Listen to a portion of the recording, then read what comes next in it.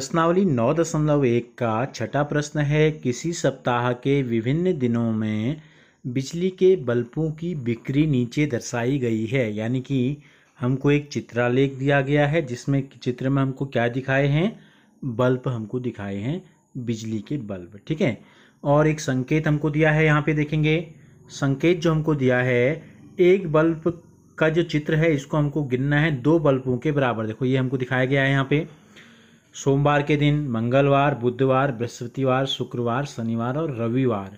तो इन 7 दिनों में किस दिन कितने बल्ब बिके, ये हमको चित्र के माध्यम से दिखाया है।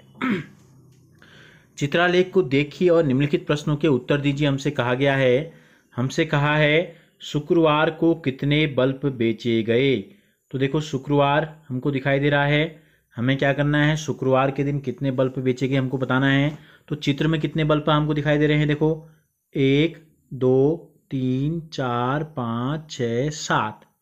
अब एक बल्ब का मतलब क्या है, 2 बल्ब है एक चित्र का मतलब, तो क्या हो जाएगा 7 गुणा 2 कर देते हैं तो कितना आ जाएगा, 7 दूनी 14 बल्ब। तो क्या लिख देंगे हम, शुक्रवार को कितने बल्ब बेचे गए, आप लिखेंगे शुक्रवार को 14 बल्ब बेचे गए। दूसरे में पूछा है बी में, किस दिन बेचे गए बल्बों की संख्या अधिकतम थी। अब ये तो हम चित्र में देखकर ही बता सकते हैं कि सबसे ज़्यादा बल्ब किस दिन हमको दिखाई दे रहे हैं।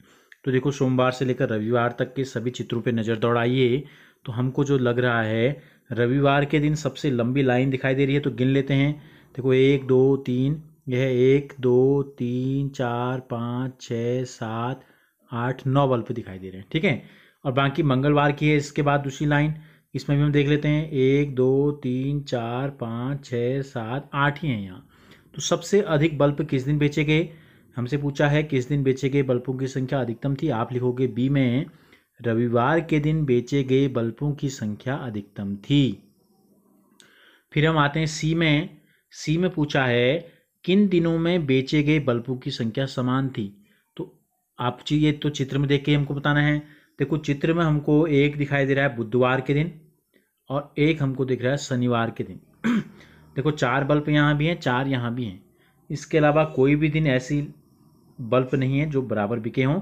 तो क्या लिख देंगे, सी में हम लिख देंगे बुधवार और शनिवार, ठीक है, के दिन समान बल्ब बेचे गए। डी में पूछा है किस दिन बेचे गए बल्बों की संख्या न्यूनतम थी, सबसे कम बल्ब किस दिन बेचे गए।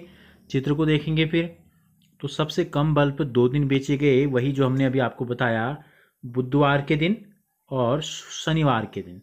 4 बल्ब बुधवार के दिन भी हैं, 4 बल्ब शनिवार के दिन भी हैं, और इससे कम किसी भी दिन भी नहीं बिके हैं, ज़्यादा ही बिके हैं। तो ई में आते हैं, यदि एक बड़े डिब्बे में 9 बल्ब आ सकते हैं तो इस सप्ताह कितने डिब्बों की आवश्यकता पड़ेगी, हमको ये बताना है। तो इसके लिए हमें क्या करना पड़ेगा, सारे बल्बों को गिनना पड़ेगा हमको। ठीक है, और हमको एक बड़े डिब्बे में 9 बल्ब आ सकते हैं, ये हमको दिया गया है।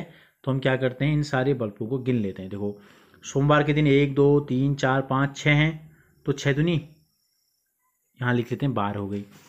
मंगलवार के दिन 1 2 3 4 5 6 7 8 हैं, तो 8 दूनी, एक संकेत का मतलब 2 बल्ब है, तो 16 हो गई। ठीक है, बुधवार के दिन 4 हैं, तो 4 दूनी 8 हो जाएंगे। बृहस्पतिवार के दिन 5 हैं, तो 5 दूनी 10 हो गया। शुक्रवार के दिन 3 3 6 7 हैं, तो 7 दूनी 14 हो गया। शनिवार के दिन 4 हैं, तो 4 दूनी 8 हो गया।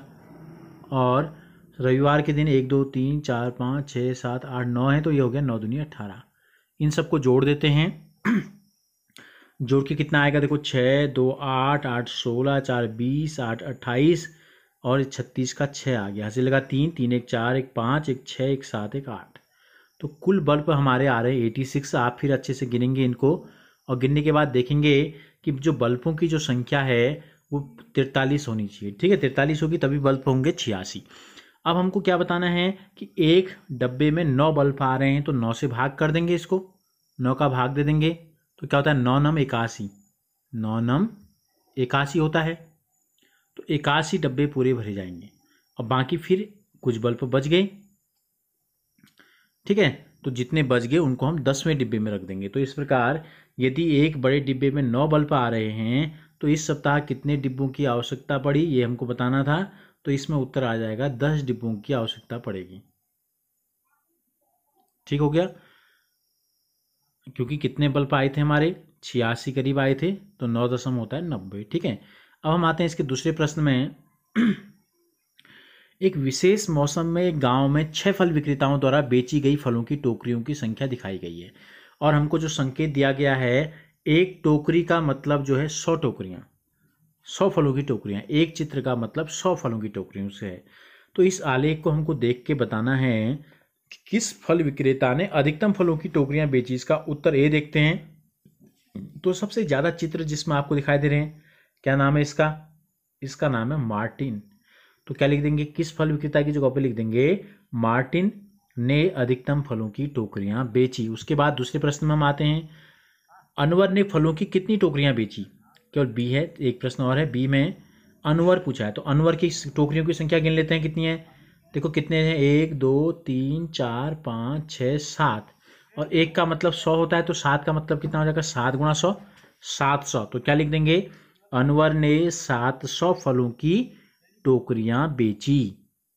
सी में हमसे पूछा है, वे विक्रेता जिन्होंने 600 या उससे अधिक टोकरियां बेची अगले मौसम में गोदाम खरीदने की योजना बना रहे हैं, क्या आप इनके नाम बता सकते हैं? बिल्कुल बताएंगे। जिन्होंने 600 या 600 से ज़्यादा टोकरियां बेची, यानी कि ये देखो कि कम से कम 6 टोकरियां के चित्र किन किन में बने हैं। देखो रहीम में 4 हैं, लखनपाल में 3, 5.5 ही हैं। तो अब कौन कौन बचे 5.5 से ज़्यादा? एक बचा आपका अनवर, एक मार्टिन और एक रंजीत सिंह। तो केवल 3 विक्रेता ऐसे हैं जो अगले साल गोदाम खरीदेंगे, उनके नाम हैं अनवर, मार्टिन और रंजीत सिंह। तो ये हो गया आपका चित्रों को देखकर प्रश्नों के उत्तर देना। कल हम आपको बताएंगे कि ये चित्रालेख कैसे बनाए जाते हैं।